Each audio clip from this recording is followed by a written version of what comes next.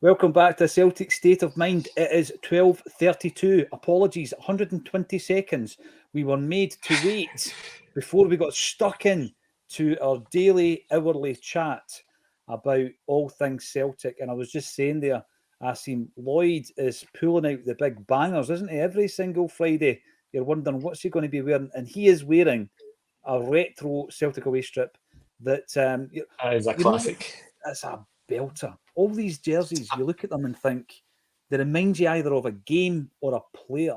I'll let you have a wee think about that before we ask Asim and Lloyd who they remember or what they remember with that jersey. Let us know in the comment section.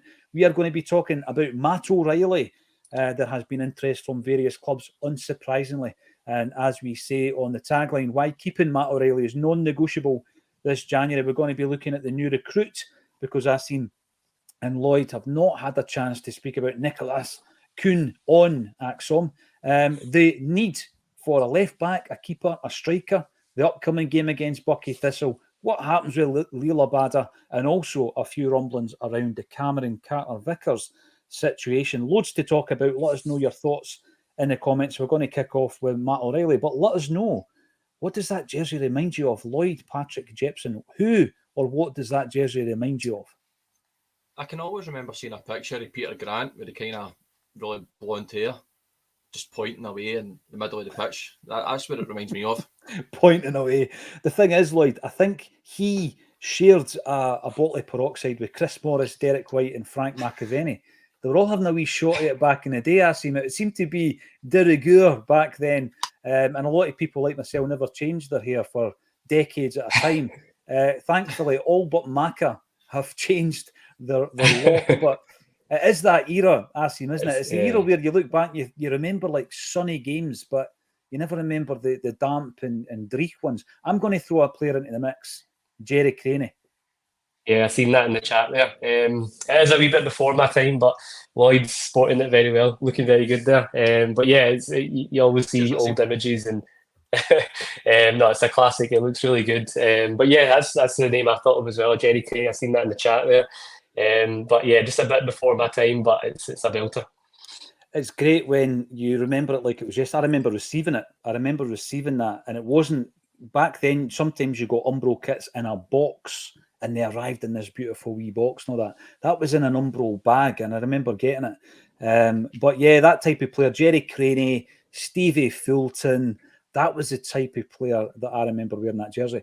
And it's one of the ones that the club really need to just have a proper retro range, Lloyd, because it saves fans buying them from all the dodgy sites. Just the club should do it. They should have like 20 or 30 of the old jerseys. I know they've got a few, but they don't have all of them, you know? No, exactly. You think when they bring out kits each season, go back to the retro. We've seen it recently as well. With some of the kits that have been made recently, e.g. last season's away shirt. It's probably one of the best selling shirts we've had. It was based on one of the previous away shirts. Yes. Keep rolling things like that out. You've seen Jota with the Bumblebee top on last season, didn't he? So I wonder if Kuhn will be supporting one of these that Lloyd's got on this season. I still can't wear my Bumblebee because of him. You'll never look as good. You just generally will never look as good.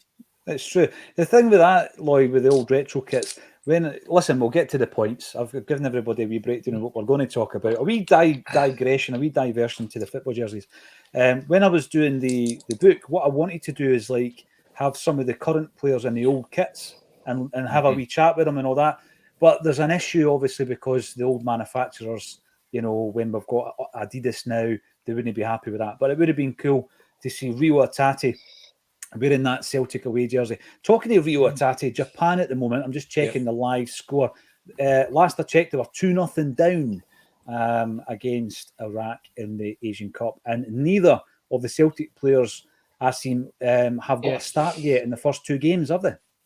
Nope. I watched the first half there. It was actually a really, really good game of football. Very surprised. Well, not surprised because a lot of my friends are from Iraq, actually, and they're born and brought up here, but of Iraqi background, so they were really looking forward to it, and have been saying Iraq are a good side, and they were. Japan play some good stuff, but Iraq, their kind of intensity and tempo off the ball, I was really impressed with. No Hatate or Maida. They've not featured at all in both games so far. So I wonder, with them being 2-0 down, whether Moriyasu will make some changes, because Iraq have dealt with them pretty well so far. So it'll be interesting to see how that pans out in the second half. But yeah, Japan have got some good players. I know Liam of the channel kind of mentioned that they're not short of options, and he's obviously not overly surprised that Kyogo hasn't featured at times, because Moriyasu doesn't seem to rate him. But boy, they could probably be doing with him today by the looks of it. The boy up front, Asano, hasn't had a great game. But yeah, we'll see how that pans out. Maybe we'll see a couple of Celtic boys get on in the second half. Yeah, I was looking at the lineups. There's two things from this game, other than the fact that the two Celts are not playing. I've seen the first one. I'm thinking back to when Ange Postecoglou was tapping, or Celtic were tapping into markets and regions that we hadn't explored before when Ange was in charge. Of course, the big one being Japan. We hadn't really tapped into that since the days of Kukai, Mizuno, and Nakamura. And he made a comment. Remember, he said that they were looking for players. Did he say they were looking for players in Iraq? Did he say Iraq? And it was almost as if it was either a throwaway comment or he actually meant that he was looking for players in that region. And I remember being surprised, but obviously there's a bit of quality there, because Japan are highly rated. They regularly qualify for World Cup finals, and they're obviously getting put to the sword today. They've got a boy up front, Iraq. His name's Eamon, and he's been really impressive. I've watched both their games, and again, it's one that a few of my friends have said that watch out for him, and there's a few other ones as well. So again, there is. I've watched a few of the Asian Cup games, and there's quite a lot of talent out there, for scouts to look at, these kind of players that are still maybe playing in the Middle East, or they've not been tapped up yet. But yeah, the boy Eamon, I think he plays, I'm not sure which club he plays for, but he's looked really good. And I'm looking at the kind of, he's a big target man type of player. I'm not suggesting something, but I'm just saying, like, I'm looking at him and I'm thinking he's not any worse than O, for example, who I think I've still got hopes for. But yeah, there's a lot of players out there that we could be looking at in these kind of untapped markets. But yeah, I guess we'll talk about transfers and all that in the coming hour. I'm pretty sure they will be covered now. Lloyd has dropped out. Such was the love for his away jersey. He's dropped out. If he comes back in, obviously we'll welcome him back in. And there's a few other things. The other thing I noticed actually in that lineup is, remember Itakura? He's playing centre half. There was a lot of talk about Celtic being interested in him. We ended up with Kobayashi. We might come back to that later on. Let us know in your thoughts in the comments section, rather, what you feel about everything that we're going to be covering today. The first subject is going to be Matt O'Reilly. It's a big story in and around Celtic, and it does tap into the transfer chat as well. And who does that Celtic away jersey remind you of? Now, the Urban Culture's in quickly today. The board's first priority, he says, is to preserve the gravy train. Surely even they wouldn't be so stupid. So last night, we knew about the interest as seen prior to this window, and the supposed bid from Leeds United in the summer didn't meet Celtic's asking price. And I remember at the time talking about a £10 million deal, regardless of how that was structured.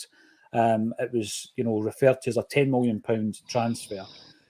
Celtic, I don't even want to say they stood strong, because that doesn't even get you into the discussion when it comes to Matt O'Reilly. And of course, the interest that has come in from La Liga. The one club that's been named is Girona. There's another club interested. I read this morning, Leeds United, Leicester City. And instantly, people are saying Girona will never pay that money for him. Fair enough. They might not pay that money. But if they're interested, and they're obviously top of the league at the moment, it starts to get that kind of interest. There's another Spanish club involved in that, and a couple of English clubs. And the big thing for me is, no matter what the price is, you've got to keep that player, because it's not just the value of Matt O'Reilly we're talking about here. It's winning the league. It's qualifying for the Champions League next season. It's the momentum swing of the finance going somewhere else if we don't win that league. It's massive, isn't it? Yeah, it's one of those that for me it's non-negotiable. We have to keep him. He's far too important. He's our best player this season. We all know that he was going to attract attention. I think that was it was without doubt that big clubs were going to be looking at him, and obviously it'll be a tempting one for him as well. But I think in summer, fair enough, we'll have to be open to offers and things like that. But I just think at this stage of the season, it's something that we just have to shut down any interest whatsoever. Obviously, there's only so much that's within our control. If the player wants away, for example, but I've not heard anything like that. The kind of the way that Matt O'Reilly comes across, I don't think he's a player that will kind of down tools or cause a big fuss. But naturally, it's going to be a tempting offer for him. Girona, they're obviously having a great season. They're top of the league, but they're not a big name. It could just be one of those seasons where they're doing really well. The previous transfer fee record's 7 million. I'd imagine they'll have to at least 3-4 times that if they're wanting to take O'Reilly off him. I think he's going to smash our transfer record for departures. But he's just far too important a player and far too important a season for us. Like as you mentioned, we have to win this league. We have to be in that Champions League next season. So for me, by hook or by crook, we have to make sure that Matt O'Reilly's part of this second half of the season. I've seen that the article was released by Stephen McGowan again this morning, and that's always a worry because usually when he's putting up articles, it's he's one of the kind of more reputable sources. But yeah, it's one of those we're going to have to wait. There's another 10, 11 days. But this week we've heard of interest in CCV and now Matt O'Reilly. Not ideal, but you'd like to think that the powers that be and the manager will be doing everything they can to make sure that none of our important players are going away. Instead, we're looking to strengthen the squad rather than weaken it.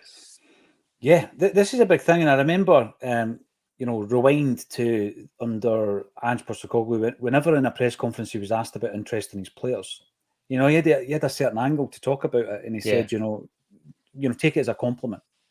We're getting interest in our players because they're good players and we're a good team.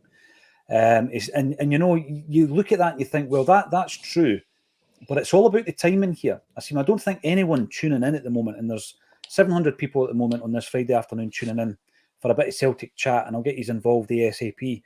I don't think anyone, is sitting there realistically thinking that Matt O'Reilly is going to be here for the next 5 years or the next 3 years, and I think we all accept that. However, it's all about timing, and anything at all that knocks us off our stride. And I'm talking like O'Reilly for me is in the top 4 players in terms of his importance in the Celtic squad. And I always look at him, Carter Vickers, the captain, Callum McGregor, and Kyogo. And I think it's unthinkable that any of the 4 guys, and you've already mentioned Carter Vickers also in the discussion, any of those 4 guys leave, you're not replacing them. You cannot replace them. Yeah, you can buy in somebody in the same position. You're not replacing the player to give you the same impact on the team, the same influence on their teammates, the same contribution to this league challenge that we're in a title fight. And O'Reilly at the moment, based on form, is probably the top of those 4. We cannot sell these guys. Yeah, it's indicative of where we're at. Unfortunately, this as a club right now, that the kind of lifespan of players that we're getting is maybe 2-3 years now, max. Which is the way it's been for a number of years now. That as soon as a player has that kind of second season, then they start to kind of look elsewhere, or clubs start getting interested. So I think the exception to that's been Kyogo, but I think that's due to the age that we got Kyogo at as well. I think because we bought him when he was 27, we've managed to keep him now for his 3rd season, and I don't think he's in a rush to go. And that's a kind of age bracket that I'd like to see us looking at more as well going forward, in terms of just a side point in terms of the kind of profile of players that we bring in. But with regards to Matt O'Reilly as well, by all accounts, everyone that's kind of knows about him or knows his personality, he's quite an intelligent guy. He's switched on, so he won't be in any rush to make any drastic moves, I don't think. I think he'll choose his next move very wisely. He's very switched on in that regard, and I don't think he'll be in a particular rush to go mid-season over to Spain at this point. I'm saying that, I'm hoping it's maybe more in hope, but I just think that he knows as well that he'll have his pick of the bunch in the summer potentially, if he so chooses to leave at that point. But at this stage, we've got a title to win. I think he's enjoying being part of this squad. He's enjoying working under Rodgers. He's having his best season so far. I'm hopeful that I think he'll still be here come the end of January, and then what comes in summer, we'll deal with that then. But yeah, as you mentioned, there's a core group of players there that are a must for us to keep. We'll speak about obviously incomings, but I still feel we need a 2 or 3 more to make sure and solidify our title charge. But the idea of losing your best player for me is a non-starter. Absolutely. Now, Joseph McGonigal, welcome back, Lloyd. Joseph is reminded of Darius Jakanowski when he sees that shirt. And absolutely, yeah, I can see him. Jakanowski, the epitome of a cult hero of Celtic in the 1980s. Done a wee bit of research on him recently, and I was astounded really to learn of the fact that, again, before coming to Celtic, he was such a prodigious talent. Inter Milan were chasing him when he was in Poland. There was a poll prior to the 1986 World Cup finals. Obviously, he played for Poland against England in the finals. There was a poll, and it was the best players in the world, but it wasn't like the Ballon d'Or kind of thing. I think it was one of the reputable magazines ran a poll, and it was Maradona, Michel Platini, and Darius Jakanowski, 1986. Fast forward 3 years, and he's putting in 3 or 4 decent performances a season for Celtic. But yeah, I do remember him. He was a really, really talented player. And Pete McGee, thank you. I am eventually pronouncing Kuhn correctly. About time, Paul. Thank you, Pete McGee. Yeah, we've got to make sure that we've got the pronunciations of our players right. There is no doubt about that. Frank Green picks up on your point there, Asim. Girona won't be able to afford O'Reilly. When you were away, Lloyd, I was just saying there that for me, Matt O'Reilly is our best player based on form, and he's in a small group of players that it would be unthinkable to lose. So regardless of the fee, I don't care about the fee, because it's not just the fee about the player, Lloyd, it's also what happens after the season by winning the league and moving into the Champions League. We've got to be thinking ahead. And I mean, that's not a massive long-term plan. That's only a few months down the line. We cannot at all detract from any kind of momentum that we've been building up before the winter break by selling one of our best players. No, exactly. You can't. Not at this stage of the season either as well. I know obviously at the minute it's only interest from Girona. I don't see Matt O'Reilly being the type of guy that would leave right now for that career move. It's like Asim said, he's a smart, intelligent guy. He left Fulham at the correct age to go down to MK Dons, which is obviously then gets moved to Celtic. Matt O'Reilly knows himself. Give it another year or two, he could get a massive move to either Spain or England. And I think he will be one of the ones that does go for a record transfer fee in time, because you're talking the type of player Matt O'Reilly is. He's a creator in the middle of the park. And also, you've seen this season, he scores goals. He's added that to his game as well. And then defending in the Champions League. So if he has another good season, Champions League level next season, I think we really could be on our way to losing him next year, but not anytime soon. Yeah, I mean, listen, we don't want to talk about selling our best players, but it's been all over the news sources, and as Asim said, some very credible ones as well. I remember back in the summer, Fabrizio Romano talking about the fact that if he was to leave, it would be a Scottish record transfer. We know that is currently 25 million for the sale of Jota and Kieran Tierney.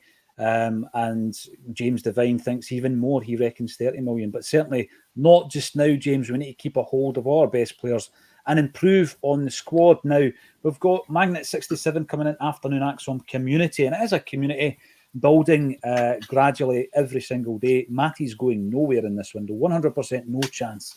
Summer 2024, possibility of huge offer, which the greedy board will accept, then award themselves huge bonuses. The thing, again, Asim, is we understand, and it's maybe taken us a while, but we accept where we are, really, when it comes to the development of players, the buying model, the strategy of recruitment. We absolutely get it. And Jota, for me, was sold too soon. But when a £25 million carrot is dangled in front of the board, I get exactly what Magnet 67 is saying. It's like the old the dollar signs start popping out their heads, cartoon style. And I get it, but we need to be strong on this one, because it's bigger than just the value of the player, isn't it? Yeah, and like you said earlier, for me, it's the timing thing. There comes a point where there's only so much you can do as a club. Obviously, if players, a lot of these players that are of that level, or the talent of Matt O'Reilly, their ceiling is going to be high. So there is a certain amount of time they're going to spend maybe playing in Scotland before they naturally want to test themselves at a higher level, and I've got no issues with that. But it is about timing, and midway through such an important season for us, you're right. I think whether it's the player or the club, I think together jointly, I don't think he'll be going right now. I think in the summer it might be a different situation. But again, at that point, you'd like to think, say we do win the league, say we've qualified for this new Champions League format, that's the time then to maybe use a bit of ambition and say to Matt, really, look, we're looking to build a squad around you. Give us another season. show him the ambition by bringing in other quality players around him, and then you can try and build your squad around these kind of players. Naturally, when they see what's happening around the club and they're not seeing much movement coming in, our best players going out, then you can see the temptation for certain players to be like, right, okay, I've done as much as I can at this club and it's time to move on.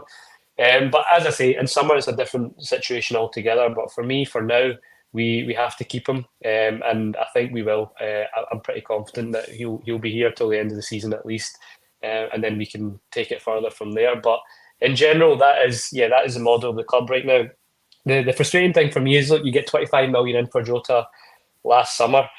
What clubs should be doing when you get a big fee in for one of your players is use that to really invest in the squad and spread that money. That could have been spent on 4 or 5 players, maybe £4 or £5 million each, and you make your overall squad better. That's what your teams like Salzburg's and Red Bull and all these other teams that they sell big players, but then they use that to reinvest in the squad and make it a really strong squad, and then they go again.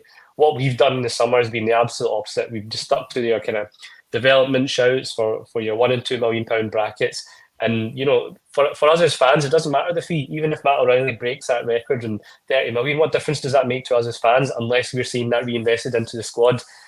So that's why when people talk about, he can go for this much, I'm no longer get excited by fees, because unless the club can then actually use that and spend big and break our own transfer record, then it's almost pointless. So yeah, let's see what we do. But we've got 10 days left. I know a lot of fans are getting impatient as well that we've only got one signing in. I was kind of calm about it early on. We're now on the eve of the football starting again, and you'd like to see we're going to make a couple more, but you just don't know. No, you're right. You're absolutely right when it comes to that. And I've spoken about it, Acsom, so many times, and some people say to me, it's not as simple as that, buying 3 players instead of 9. Why not? You bring in the guys in, they're on bigger wages, but the influx of 9 players and all the contracts that involved as well. And I know the club will, they'll also say, but we signed big deals for all these existing players to keep them at the club. Yeah, you did. You absolutely did. And that's an investment. But it's when you bring in the 9 players and instantly you don't really see the success. I think Palmer has shown in the first 6 months a bit of instant impact. The rest of them have shown a bit of promise. Bernardo started coming into a game 4 games before the break. Nawrocki, a couple of games before the break. So at this moment in time, there's big question marks over a lot of those signings. There's no guarantees. I get it. But if you're going to be shopping in that kind of pool, if you like, of the £2 to maybe £3.5 million in that age group, then you're going to get a 50-50, I think, which isn't good enough in terms of your hit rate. Magnet 67. Sorry to disappoint you, mate. Love every Acsom day, but have to admit Friday's my favourite with Jim and or Alan. Well, listen, we've got 2 absolutely top quality performances. Double Denim says 2 top lads on the panel today. Going to be a good show. Exactly. It really is. Matt's Going Nowhere says Lubo's Ibrox party in this window. Talking about Ibrox parties, Lloyd, Patrick Jepson. It's interesting how the narrative has changed in time over the ticket fiasco between Celtic and Rangers, and how that filters into other news sources who don't really have the same kind of investment in Scottish football in terms of their interest. And all of a sudden, it's a Celtic and Rangers problem that we don't have away fans at games. It's interesting how that happens with the narrative, isn't it? Yeah, it's funny how it's kind of been bandied back at Celtic that it's part of our problem. Well, yeah. Once again, we weren't the ones to first lock the away fans out and downgrade the tickets to 700 odd. That's a certain club over in Govan that done that. But the fact that they're even, it's good that they're getting round the table and maybe discussing it. But I've said it before and I'll say it again. For me, all or nothing. It's you go back to the full allocation, or you take nothing and you give them nothing. I'll even take the European allocation. For me is fine. I think at least something. But see this 750, 800 nonsense is pointless. I think we should bin that immediately. That you still have the same issues, Aston. You still have the same issues. They're not going to go away with just 700. So even on European allocation, it would even be decent. But they won't do that. What is that? 3.5? Yeah, European 3.5. Yeah. And again, we know how narratives are skewed, right? But if you've been talking about this since it happened in the live sense, you know exactly all the nuances of this breakdown, if you like. I just feel like it's one of the ones where somebody drags you into a Twitter spat somebody just starts having a go at you, and if you start having a go back, you get dragged right into it, don't you? Right into the bills of a daft argument. Celtic have been dragged into this, but the 750, I remember at the time, Celtic sometimes do this just to ensure that the fan media platforms are well enough informed when it comes to discussing the matter. But when Celtic refused the 750 for the first time at Ibrox, there was two reasons for it. The first one was fan safety, and the second one was fan experience. And they're both kind of like bleed into each other, don't you? I mean, if you're going to be at a game worried that you're going to get hit with a half bottle of bucky or whatever at some point, then you're not going to have a very good experience and your safety's at risk. So that's why the club knocked back the 750. But Rangers have painted themselves into a corner because they no longer have 7.5. They can't give us the Broom loan. This is the issue now, isn't it? Yeah, the safety issue is paramount for me. We've got a couple of guys obviously on the show. I think it was Natasha and Declan as well that said as much, that when they're there, it's just not a safe environment, and you can't have that. You just can't have that with the threat of people chucking stuff, and not even the threat, it happens. So for me, it's nonsensical. It's a no-brainer that the 750 is just, it's not going to work. So yeah, fair play. I think the club need to stick to its guns on this. That no, we're not accepting that. And as you said, the Rangers have tried to shift the narrative as if this is us now that are refusing to budge and negotiate or compromise. But no, they started all this when they couldn't handle us. You know, the Edouard goal, notoriously, that's the one that started all this, where they just couldn't handle the fact that we kept going to Ibrox, kept winning, and kept having our wee kind of celebrations at the end. So, the problem's on them, and it's convenient for them now that, again, they're wanting to try and change it again, because I think they've noticed they can't come to Celtic Park without any crowd, and they keep getting beat. Whereas we've shown we can go to Ibrox, crowd or no crowd, and manage to get results. So they're looking at the game coming up, the next fixture at Ibrox and Celtic, the two coming up, before the end of the season. They're wanting to get their fans back in because they know now that they're, and on no grounds have they got a leg to stand on. But as usual, you can't reason with people without logic, and it's just one of those things again that I think the club just have to stand their ground on. Either, as Lloyd says, back to the full allocation, or for me, something, a compromise, but it needs to be, it can't be this 750, 3,500. Sorry, we've lost your sound there, Acsom, just as you were explaining that. You're back. I think you're back. Yeah. No, the point you made there about Celtic winning these games regardless, I think is a very good one, because at the end of this campaign, and we've all realised and accepted that we're in a title fight, if the winning of that league is a points deficit of up to 12 points and you've not won a Glasgow derby, then you start looking at that and thinking, we definitely do need our fans at these games. Sorry, Acsom, just a check, mate, to see if I can hear you now. Are you back? A few connections. Yeah, can you hear me? I don't know what happened there. Yeah, you're back. You're absolutely back. No, but you're right. And we, to be honest, with the narratives, I think that comes into play regardless when Scottish football is being discussed. The other thing, of course, is it does show up our authorities for being a toothless tiger in the scenario for leaving it rumbling on so long. Dundas and Montgomery comes in. Free Jota. Now, the reason I'm bringing this up is I think, was it last week we spoke about Jota's move, and it was suggested on the show from a source that he was going to Ajax. And then, of course, there was the talk of him having a move within the Saudi Pro League. That's broken down. Meanwhile, his teammate has gone to Ajax and Jordan Henderson. So there might be something in the move to Ajax. He's not coming to Celtic, unfortunately. The other Polish player we had at the time back in the late 80s was, of course, Dariusz Dovcek. For a wee while, we called him Shuggy. I don't know if that was a Not The View thing, but I do remember calling him Shuggy. Alistair Ross is reminded of Dariusz Dovcek when he looks at that away top that has been sported by Lloyd. And I always remember in one of Billy McNeil's books, one of his autobiographies, there was a couple written during his lifetime, and he spoke about Dovcek being one of the biggest disappointments in his managerial career because he had such natural talent, the left back with the incredible shot, but he didn't, he never played in a successful Celtic team, unfortunately. Pete McGee, you're back in. Matt O'Reilly is head and shoulders the most gifted player in Scotland. I don't disagree with that. Scott 88, does the City group not own Girona? They are part of the City football group. I think that was the reason why Paddy Roberts had a loan spell at Celtic and Girona during his time at Manchester City. I mentioned the fear of being hit with a half bottle of Bucky. So let's talk about Bucky Thistle now. Oh, these links are just seamless. Lloyd, the football's back on Sunday. It's against an opponent who has never visited Celtic Park in Bucky Thistle. We know that we have faced them in I think it was a friendly or a testimonial previously. Around about the time, actually, did Jackie play in that game? It's all coming together. It was around about that time. Bucky Thistle, I'm going to just ask you, how do you line up for it, Lloyd? Because yesterday, JP and I were talking about an opportunity to get a couple of the fringe players game time, because, there is no opportunity. I mean, we sent them to a couple of testimonials recently just to get them games in their legs. Is Sunday one of those opportunities, do you think? I think Sunday is one of the perfect opportunities where you do bring some of the fringe players in, either maybe guys that you're trying to move on. I'm not suggesting for 1 minute James McCarthy starts, because I think we all know that's never going to happen.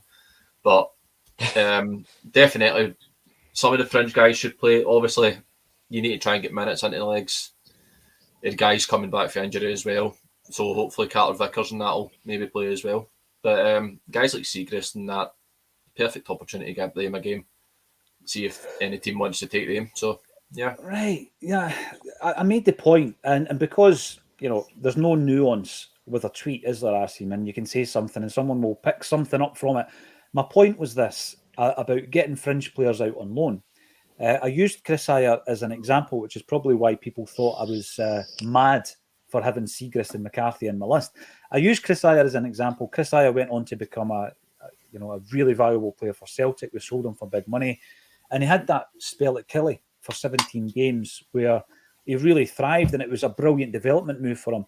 And I think we've got some players in our squad like Yang and Tilio that I think development moves would be good for them on a loan deal. And there's other players like Siegrist, Kobayashi and McCarthy who I think loans would be good, not to develop them to come back, but to basically showcase them. Because at the moment, how on earth could you sell or get a permanent deal for Siegrist and McCarthy when combined in the last 18 months, I think they've played 2 games. It's going to be difficult to convince anybody that these guys can do you a job. It's not going to take them 3 months to get up to speed. So this is what I was talking about with that other type of player who's not getting a game, loan them out rather than tear up the contract. And there is then a possibility of finding them a club. Yeah, and as we spoke about several times, the manager likes a tight-knit trimmer squad, so just getting players off away for a bit, it'll do the players good, it'll do our own squad good. As you said, it's different reasons for loaning out different players. We've obviously loaned out Quan, which I thought was quite an interesting one, that he's gone to St Mirren, because you wonder on what basis have they seen to even want Quan. But I guess the relationship between Robinson and maybe Rodgers, and the fact that maybe Rodgers sees there is something in the player, has led to that move. Sorry, can you hear me okay? I don't know if there's... Yeah, okay. So yeah, with those kind of examples, Tilio, Yang, there's definitely a lot to be gained from maybe loaning them out, especially if it was within our own league, so that we can have a look at them. They can then get some game time, get their confidence up. But yeah, there are other players there that are just not contributing whatsoever now, and if we can't get them out on a permanent, 100% we need to be doing all that we can to either free up the wages, get them away from the place, just for their own good as well, and trim that squad up, because you spoke about it before. If you've got such a big squad and there's such a big number of them not contributing, that does nothing for morale within the group. So the likes of Siegrist, McCarthy, even now Mikey Johnston, I think we'll obviously see a lot less of him in the second half of the season. It's probably worth him now. We're trying to find another move as well. So we've all talked about this January window being so important, and we're wanting to see a few go out the door and a few come in. It's been pretty slow. I think we can all admit that. You spoke about it before, that maybe that's not a bad thing. We're being patient in terms of incomings and things like that. But we've got 10 days left, and I'm looking at that squad, and it's still far too top heavy. There's still too many players there that are not going to be contributing. There's still a few key areas where I feel we still haven't addressed. So let's hope we can sort that out. In terms of Sunday, I probably disagree with Lloyd in that one. I think we should just play our full strength team, because we've been off for 3 weeks now. We've got obviously Ross County next week. You just want to get everyone back into the swing of things, get a big healthy scoreline, get everyone's confidence going, maybe get the new guys some minutes, and just kind of get right back into the swing of things. We notoriously come back well from winter breaks. Previously under Rodgers as well, we've always done well. So I just want to see us get motoring and really go for it on Sunday, and kind of show no mercy, and just try and rack up a healthy scoreline and get a kind of feel good going again. No, I know what you mean by that. I'm looking at the old the game. Tell me in the comment section if you were at the game between Buckie Thistle and Celtic on the 3rd of August 1989. It was a centenary challenge match. Celtic won 3-0.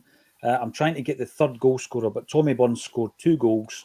In fact, the goals were scored by Tommy Burns getting a brace, and Derek White scored the other goal. And the Celtic team, Bonner, Morris, Aiken, White, Grant, Mathy, Fulton, Jackanoski, Coyne and Burns. Stuart Balmer and Andy Walker came on as subs for Celtic.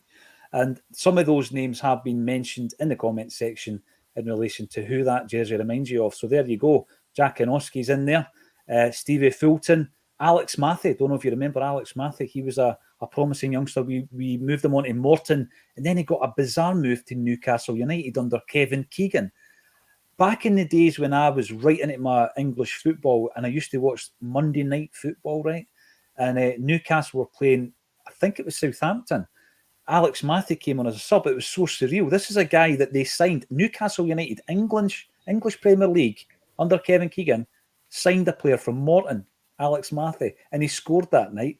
That was a great Newcastle side. Joseph McGonigal, it's wee Joe Miller's jersey, says Joseph. Yeah, I remember wee Joe wearing it as well. Durban Culchi would like to see Maeda and Hatate brought on. We are, of course, talking about the match. I'm just going to see an update on the score. Iraq against Japan, 2-0 in the Asian Cup, 76 minutes on the clock. And a bit of a disappointing time for the Celtic contingent in the Japanese squad. They're not getting their game time, but a good thing for us because they're going to come back nice and fresh. Marquee, be typical of us to finally find a midfield trio that works. We're talking, of course, of Bernardo and O'Reilly with McGregor, only to sell one of them and another isn't even our player. Bernardo, of course, will keep his jersey, you would expect, Lloyd, at the weekend because he was coming on a right good bit of form. I completely changed my view on the player. I was talking about cutting his loan deal short and he starts scoring against Rangers and bossing it and setting goals up. And it's been a real turnaround. So he's a player. I think him and Nawrocki are 2 players that many might have written off, but they seem to be coming into it now 6 months down the line, Lloyd. Yeah, exactly. I mean, I think I expressed my opinions recently on Bernardo and how wrong I got it with the fact that I would now sign him because I said previously you should cut his loan deal short because he wasn't getting in the team. But yeah, he's come on to a bit of form now. So you obviously think to yourself, right, the midfield 3 now, with Hatate being at the Asia Cup, it kind of is going to be the main midfield 3 of O'Reilly, McGregor and Bernardo because I don't see anybody else pushing for that team. And then obviously you've got the situation with Turnbull and his contract in the next 6 months running down. So you look at things like that. Then Nawrocki, he's obviously just coming back for a long-term injury. Obviously played a few minutes against Rangers and St Mirren. So you kind of think to yourself there with that one, does he now have the opportunity to push Scales for that starting position? Because you kind of think he was brought in, £4 million signing. He was meant to be the main guy, partnering CCV, and Scales has also took the jersey right off him. Now maybe it's time for him to fight Scales for it.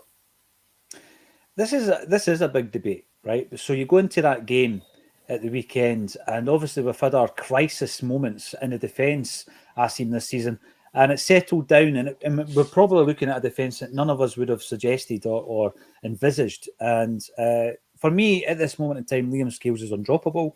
You've got Cameron Carter-Vickers, who is kind of struggling, I think, with reoccurring injury problems this season. Nawrocki is definitely a backup, but he's shown like he might well have the fibre, as Lloyd says, to come in as a first-team player. Stephen Welsh, so unlucky this season. And then, of course, guys like Lagerbielke, the forgotten man, who might end up in Italian football, Kobayashi, who we've mentioned. And we're now in a scenario where you're looking at that and thinking, Scales, it's not a purple patch. He's a first pick. And it is down to anybody, regardless of if it's a player like Welsh who's come through the ranks or it's a big buy like Nawrocki to win that jersey. But Scales has done nothing at the moment that would say to me that he should get dropped or lose his position in the team. Yeah, I think the beauty of it, both in the centre-back position and the centre-mid, which Lloyd was talking about, is now you've got competition for places where it's based on form rather than lack of form. So earlier in the season, nobody could hold that position down because no one was really excelling. Whereas now, if you've got Nawrocki, who's came in and I thought done pretty well, especially having been out for so long, I thought he was really good in the Rangers game. And then followed that up. So if it's a case of now strong competition between himself, Carter Vickers and Scales, that's good. That's what you want. It's now it's looking like, okay, we've got 3 really good options, and it's whoever's there it's their job to try and keep the jersey. And as long as they're performing, as you say, Scales currently undroppable, but it now means that if he has a poor game, he's got someone there that's going to come in and take his place. Likewise, CCV. CCV for me still are by far and away our best centre back. I know he's had a few issues with injury, but I still feel when he's there's a calming presence. I think we're much better in terms of how we come away with the ball. His passing from the back is crisp, so I still want him in that team. And the same with the midfield now. We've got Bernardo, O'Reilly and McGregor who've really functioned well in the last 4 games.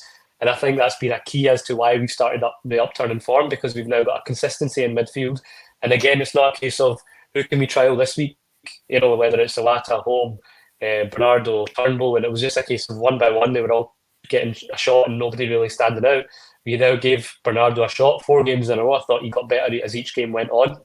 He's adding goals to his game. He's always looked pretty effective off the ball. And I just think there's a right good dynamic between the 3 of them. So, I'm happy with that midfield area. I'm happy with the kind of centre-back options now. I'm delighted that we brought in a winger, because for me that was a priority personally.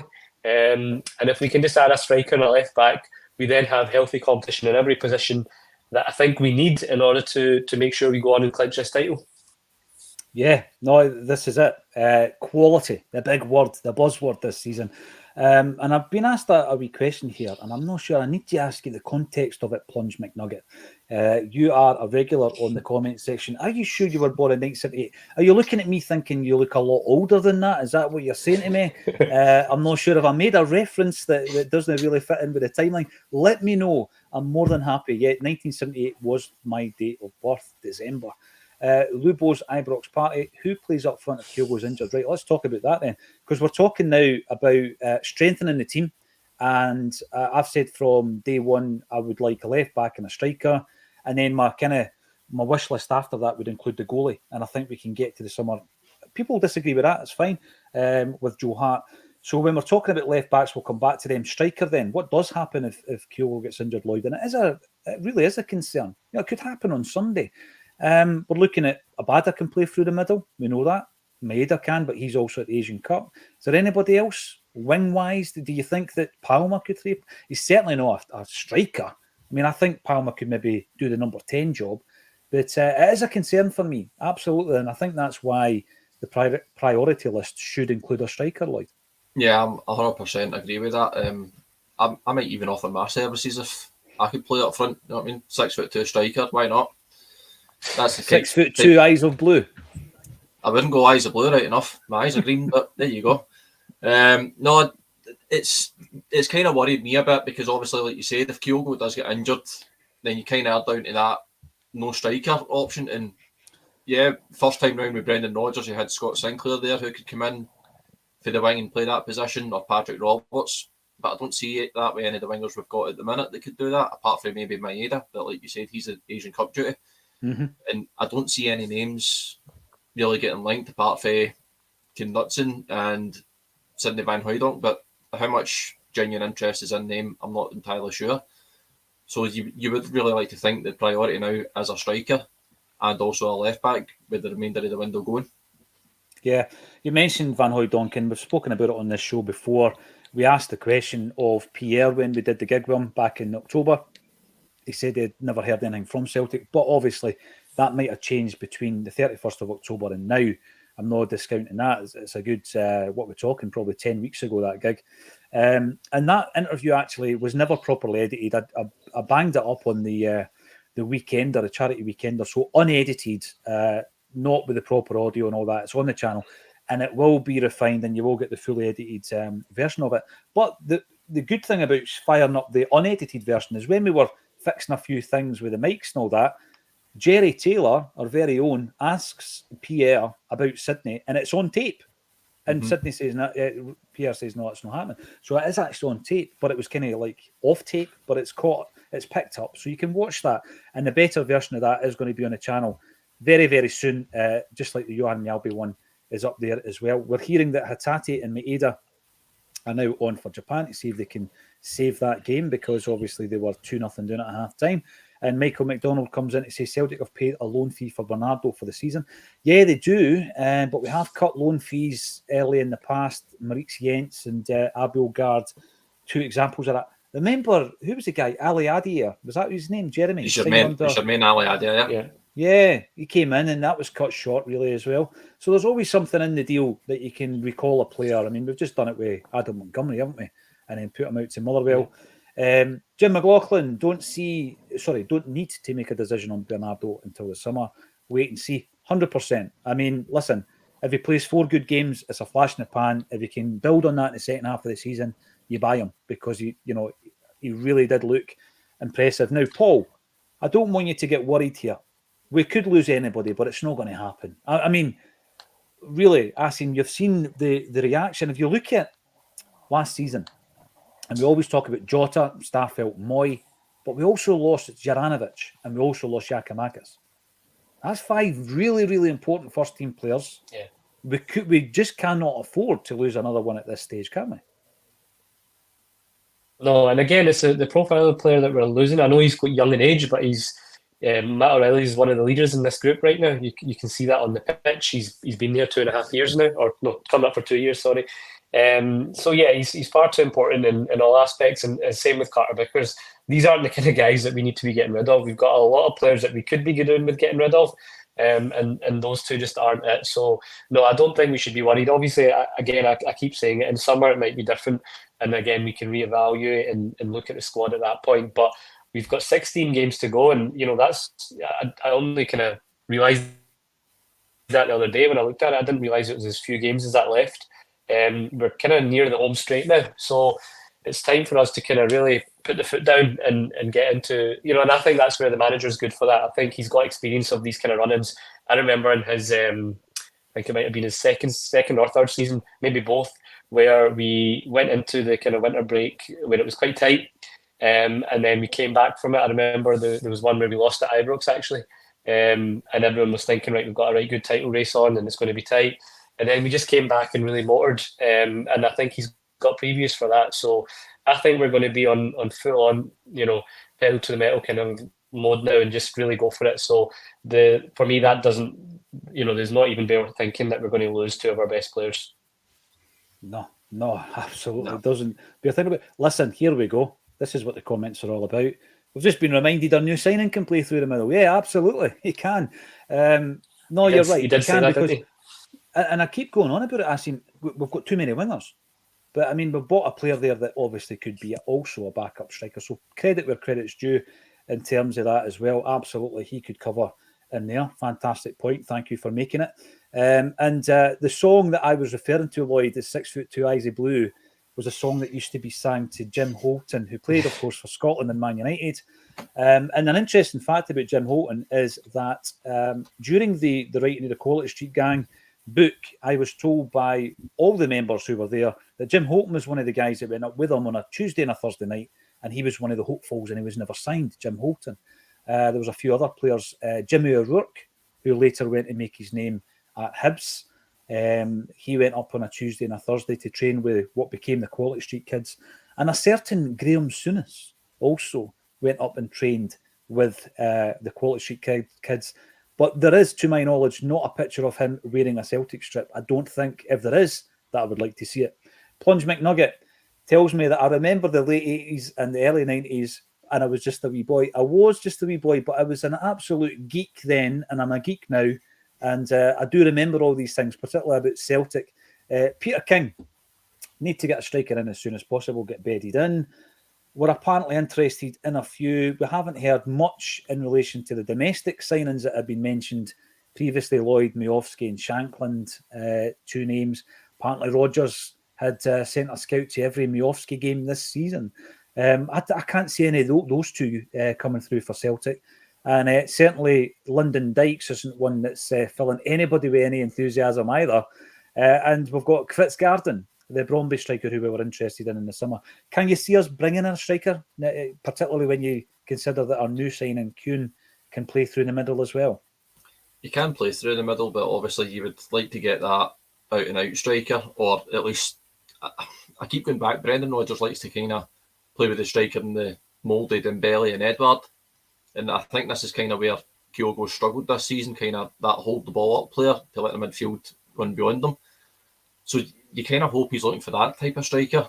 But those guys now they're mega millions now that you need to spend for. So do we really have that type of money then to go and pay that for them? And I don't think many clubs will do that type of business in January. That's also kind of my worry. Yeah.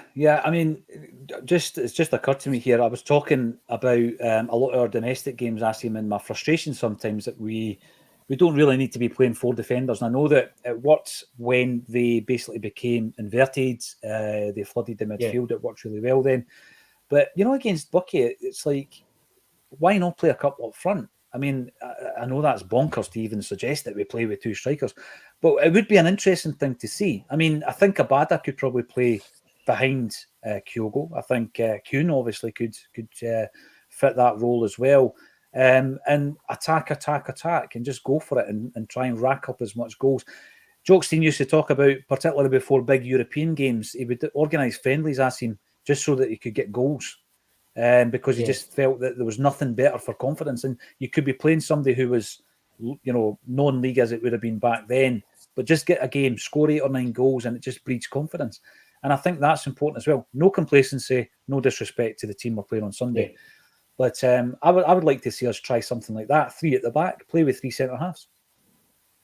Yeah, and in a way, it's the perfect fixture to come back to. Again, like you say, famous last words, you don't want to end up getting too excited and then it turns out to not go the way we anticipate. But it's a great fixture for us to really go for it and try and hammer in the goals. We've obviously came off the back of 4 wins, so the spirits in the camp will be pretty high. I just don't see Rodgers changing the shape. He didn't do it when we were really struggling, when a lot of people were calling out for us to maybe switch to a 3-5-2, or he's quite stubborn in his way in terms of how he starts games. I know he's open to adapting things mid-game and changing the tactics at times, but in terms of from the start, he's quite consistent. He likes his system, he likes the shape the way it is. So I don't see him suddenly going for 2 up top, especially when right now we are short in the striker department as it is. I know people have mentioned Abada can play there, and Maeda can play there, but yeah, I would be worried if Kyogo was to get an injury, because both of them aren't natural strikers, not for me anyway. And it would be a concern then if we're having to rely on big games, and we've got quite a lot of big games coming up. This part of the season, we've got quite a few of our tougher away fixtures coming up. So for me, it's imperative that we do get a striker in. Actually, I think that's really important. I know you spoke about the fact that we've already got a lot of wingers, but I think this Kuhn signing was really, really key for me as well. I just think the profile, the kind of signing he is, the kind of winger he is what we don't currently have. Which is someone that can eliminate defenders, take people on, create, but a bit of pace. So it's different from the other wingers. And it's not about having maybe 7 or 8 wingers on the books. It's about having 2 or 3 that you can rely on. And I think we'd obviously need to wait and see. But from the looks of it, the way he speaks and the kind of clips and things of what he's going to bring to the table, I think this could be a really big signing for us. Yeah, definitely. Abada or Maeda up front for the rest of the season, says Paul DB. We know Maeda is fancied through the middle for his national side, and Liam Carrigan goes on about that as well. We've not really seen it. I think we've seen it for one half in a friendly. He scored a hat-trick. He looked okay against his ex-club. We won't get a decent striker to sit on the bench, says Acsid LMTV. Yeah, I get that, but I don't think any player worth their salt would be signing to sit on the bench. I mean, you want to be buying a player who has both the mentality, Acsom, and the ability to be pushing Kyogo for the jersey. So I get what you mean. I think when you buy a player like because of the age profile, yeah, you probably didn't expect to come in as a first choice striker, especially with Kyogo scoring so rapidly and prolifically over the first 2 seasons. You wouldn't have expected to dislodge him, but why not buy somebody who does have the belief and the ability to do that? Scott McGill, welcome to the show, Scott. Maeda's natural position was centre forward, so put him up with Kyogo. it would be interesting to see that. We've not really seen it. And Paul Bose asked, Tony Ralston, striker. The reason I brought this up, from memory, he done a couple of keep-you-uppies and scored on the turn. Was that against Hearts at Tynecastle? You remember that? It was an incredible goal. And it wasn't chopped off. The one that was chopped off was a flying header. And he showed some amount of, is it techers they call it these days, Paul? Tony Ralston up top, I like him as a right back, hitting that byline and getting the crosses over. Mark, I just like bringing up the name Dykes when talking about Celtic going to buy somebody. His agent must be playing a blinder to even get him mentioned as a possible target. Nowhere near good enough. I agree with that. And it's no snobbery. I remember at the time that he signed for Queen's Park Rangers from Livingston, people going on, Lloyd, about the fact that he was giving Julien nightmares and all this. He's a player that we should sign. I'm sorry, we're not going to progress signing that type of player, I don't think. No, I don't think so either. I mean, yeah, it just like back having that physical battle with Julien, but I think most strikers back then did, and because I think they knew Julien couldn't handle it. So, yeah, for me, he's not got the same qualities that we're looking for regarding a striker. We're looking for more goals in the team to finish games off, because obviously if Kyogo's missing form, you want to rely on that second striker. I'm impressed with him, but the thing that's missing for O's game is loads of goals. That's the only thing I would say that's missing. So you're kind of wanting that striker to come in, and like both of you said, you want him to challenge Kyogo. You don't want him to come in just be a player that sits on the bench. You want him to challenge, because there's no point bringing these players in thinking, oh well, they're not going to get in the team, they're just going to be bench warmers. Bring them in, add to the squad, more quality. That's what we're wanting. Yeah. You want a left back breathing down Greg Taylor's neck. You want that. You want that competition all over the park. Maestro, talking about the good old days, used to buy programmes when I started going to the football. 40 pence back in the day, early 80s. I have got piles and piles and piles of them. And a massive stash given to us, donated to us by their good pal David Briggs, who has given us loads of programmes to get signed so that we can then raffle and auction them off to raise some funds for wee Jamie Tierney as well. It's ongoing, our fundraising endeavours. And CJ Palmer can play up front too. Yeah, absolutely. Palmer's came in for a bit of stick. Acsom, I've noticed, put a wee video out yesterday. I've been impressed over the piece. I know that there's been games where he's not been great, but I think first 6 months, if you were doing a report, I think Palmer's been a success. Yeah, I would agree. He's I know he splits opinion even within our Acsom team. Some are more of a fan than others. I think for me, he's shown real moments of quality and kind of magic in spells. Some of his finishing and his assists, his stats are obviously very impressive. I think it's just when you watch him in certain games and it almost feels like he's, I wouldn't say the word hiding because I think that's quite harsh, but you feel like he's gone missing in games. He's quite inconsistent with his output in terms of his passing. At times he can be quite wasteful. But that's me being overly critical. I think on the whole, you look at someone who's came in, he's came in from playing in Greece, and he's adapted pretty quickly in terms of, he's scored big goals for us. He's had some big moments. As I say, he's got some real moments of quality. I wonder if he's someone that we can deploy maybe in a more central role, because he lacks that bit of pace sometimes as a winger to maybe beat a man. We're relying on him to maybe always come up with a really good assist or a really good pass or shot. I think he can be really creative in that kind of middle number 10 role. I would like to maybe see him in there because I think he's got that eye for a pass. He's got that creation. He can shoot from distance. And then we don't need to really have his lack of pace won't be as big an issue there, especially in domestic games when you're trying to unlock a stubborn defence. So I'd like to maybe see that, but again, we've not seen it in the recent games and weeks. But again, that may be because we've got a shortage of wide options. So now if you've got, for example, Maeda on the left, where I think he's more effective on the left rather than the right, and then maybe we've got Kuhn coming in from the left-hand side on the other wing, and then maybe the likes of Palma. I think that could be quite a dangerous front four, behind Kyogo. So yeah, I know Alan Morrison's quite a big fan. I've seen kind of his reports in terms of his stats and even like his counter pressing, things like that. So yeah, I think on the whole, I would say he's been the sole positive signing from the summer. Yeah, and dare I say, a player who can get the ball and he's got good upper body strength. You don't see him getting knocked off the ball. very often. Doesn't really like taking on a man. Doesn't really have that pace. Although I seen a wee bit of the old Lennoxtown footage, and it looked like he did have a bit of pace. Loves a strike from distance. Yeah. Loves a breathtaking pass. Almost Tommy Rogic-esque, dare I say. Am I allowed to compare anybody to Tommy Rogic? I'm going to get pelters for that. But if I do, I'm just going to remind Kevin McCluskey that he compared Haksabanovic to Berbatov, and then I'll be fine. It'll take the heat off me, right? The reason I'm bringing this up, Pete McGee, Gary Neville was on Dragon's Den last night. What's going on? Yeah, he's one of the pundits. Now, how many are there? I've not seen it for years. Is there three? Is there three in the panel? Last night there was 6. What? 6? 6. It was actually quite a good watch. I think I've watched a wee clip of it, so right. So I think people are going to be saying, why on earth are you talking about it? Well, if you were basing this, Lloyd, on all the Celtic-related guests that we've had in the live events in 2023, which 3 would you choose to be on the panel of Dragon's Den? I'm going to tell you the 3 that I would choose, right? I would have Brian McClare on that panel, because Brian McClare would be able to give them that stare and really test their mettle when it came to them asking for money and a share in a business.